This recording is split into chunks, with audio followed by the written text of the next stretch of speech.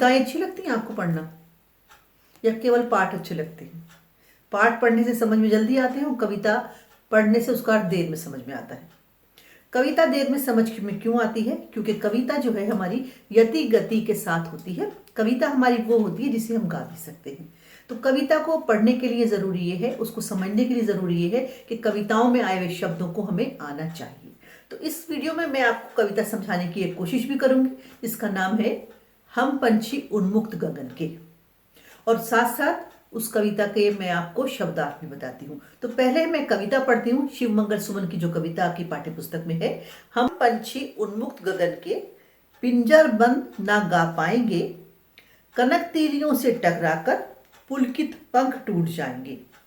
हम बहता जल पीने वाले मर जाएंगे भूखे प्यासे, कहीं भली है कटुक निबोरी कनक कटोरी की मैदा से।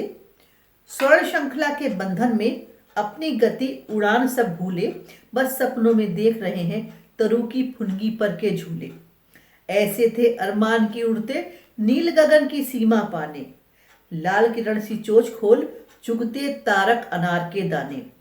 होती सीमाहीन क्षितिज से इन पंखों की होड़ा होड़ी, या तो क्षितिज मिलन बन जाता या तंती सांसों की डोरी। नीड़ न दो चाहे टहनी का आश्रय छिन बिन कर डालो, लेकिन पंख दिए हैं तो आकुल उड़ान में विघ्न न डालो। ये कविता क्या है, बल्कि एक पंछी की बर्ड की हमसे रिक्वेस्ट है कि हम अपने घरों में उन्हें बंद करके ना रखें, हम उन्हें आसमान में उड़ने दें, हमें उन्हें क्षितिज को छूने दें। देखिए शब्दार्थ देख लेते हैं पहले। पंछी, पक्षी, चिड़िया या बर्ड। उन्मुक्त का अर्थ होता है खुला, विशाल। गगन आकाश को कहते हैं, आसमान को कहते हैं। कनक सोना कहलाता है, और बच्चों कनक का एक अर्थ गेहूं भी होता है, लेकिन यहाँ पर हमें गेहूं नहीं चाहिए, यहाँ पर हमारा जो अर्थ निकलता है वो सोने से है। कटुक का अर्थ है कड़वी। निबोरी नीम का फल कहलाता है। तरु पेड़ को कहते हैं। गति का अर्थ है चाल या स्पीड। पुलकित खुशी से। पिंजरबद्ध पिंजरे में बंद। स्वर्ण श्रृंखला सोने की कड़ियां। कनक तीलियां सोने की सलाखें। नीड़ कहलाता है घोंसला। क्षितिज वो स्थान है जहां धरती और आकाश मिलते से लगते हैं। अरमान इच्छा। तारक तारे, और नभ हमारा गगन, आकाश, आसमान। तो अब मैं आपको कविता का अर्थ बताती हूँ। ये शब्दार्थ हो गए। शब्दार्थ को आप ध्यान से एक बार याद कर लेंगे तो कविता का अर्थ आपको बहुत इजीली समझ में आ जाएगा। कोई चीज भी इस तरह से पढ़ा कीजिए कि बहुत सालों तक आपको याद रह जाए। देखिए कविता की लाइन पढ़ते हैं, उसके साथ उसका अर्थ भी समझते हैं। हम पंछी उन्मुक्त गगन के, पिंजरबद्ध ना गा पाएंगे। एक पक्षी की पुकार है ये, जो वो हमसे चाहता है। वो चाहता है कि हम उसको अपने घरों में बंद करके ना रखें, क्योंकि वो आसमान में, वो आकाश की सीमाओं को छूने वाले, वो आकाश में उड़ने वाले जीव हैं, प्राणी हैं। अगर पिंजरे में हम उनको बंद कर देंगे तो वो अपने खुशी के गीत, प्रसन्नता के गीत, अपने जीवन के गीत नहीं गा सकते। कनक तीलियों से टकराकर पुलकित पंख टूट जाएंगे। हम उनको अगर सोने की तीलियों में भी रखते हैं कैद करके, यानी कि पिंजरा अगर हम उनके लिए सोने का भी बना डालते हैं, लेकिन बाहर निकलने के लिए बेचैन उनके पंख पिंजरे से टकरा टकरा कर टूट जाएंगे, गिर जाएंगे। कभी बच्चों पक्षी देखे हैं, कितने सुंदर सुंदर उनके पंख होते हैं। पंख देखकर ही पक्षियों पर प्रेम बढ़ाता है। तो अगर ऐसे पक्षियों को हम अपने घरों में सोने के पिंजरों में बंद कर लेंगे तो और पक्षियों का जीवन भी खतरे में पड़ जाएगा। ये पक्षी की पुकार है हम लोगों से। हम बहता जल पीने वाले मर जाएंगे भूखे प्यासे, कहीं भली है कटुक निबोरी कनक कटोरी की मैदा से। कहते हैं हम तो बहते हुए जल को पीने वाले हैं, भूखे प्यासे मर जाएंगे, क्योंकि हमें तुम्हारे सोने की कटोरी में रखी हुई मैदा है वो उतनी अच्छी नहीं लगती जितनी कि नीम का कड़वा फल पसंद है।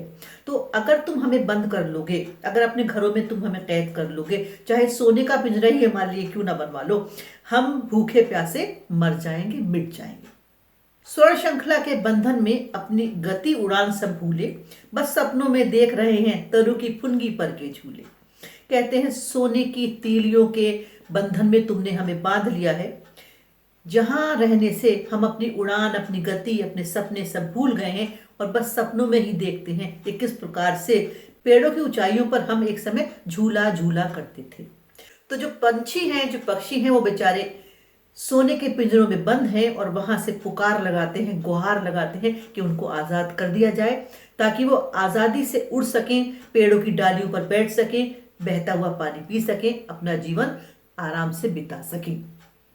ऐसे थे अरमान की उड़ते, नील गगन की सीमा पाने, लाल किरण सी चोंच खोल, चुगते तारक अनार के दाने।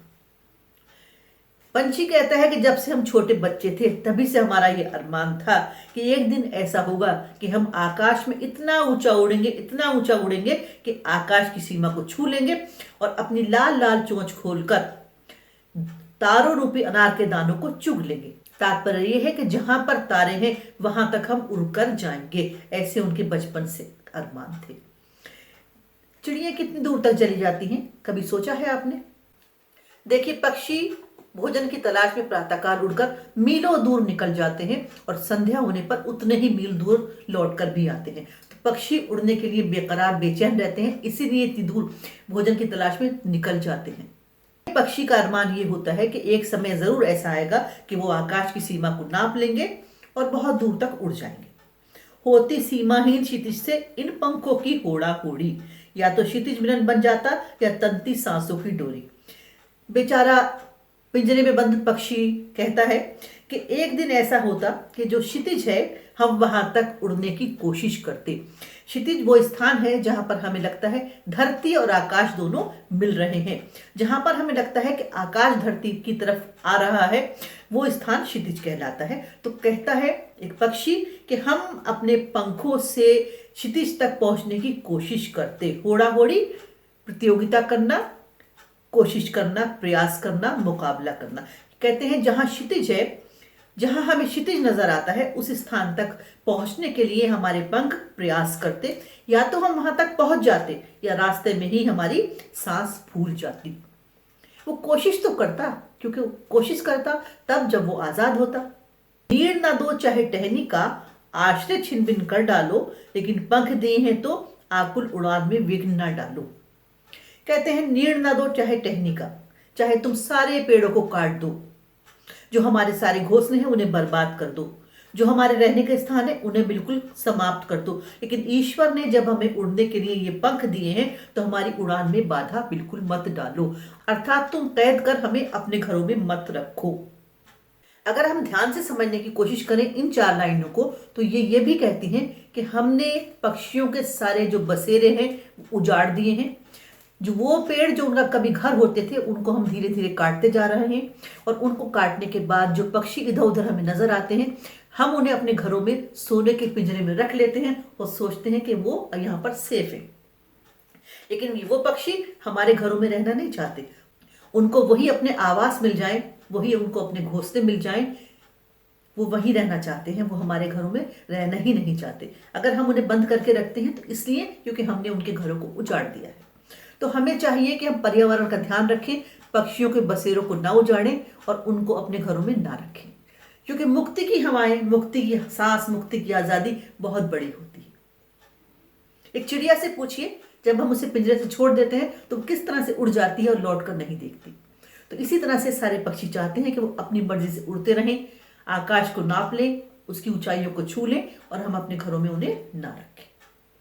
शिवमंगल सुमन जी की ये एक भावपूर्ण कविता है जिसमें एक पंछी की गुहार है मानव से कि वो उन्हें छोड़ दे। सरलार्थ किया है मैंने, आपको समझ में आ गया होगा। Thank you.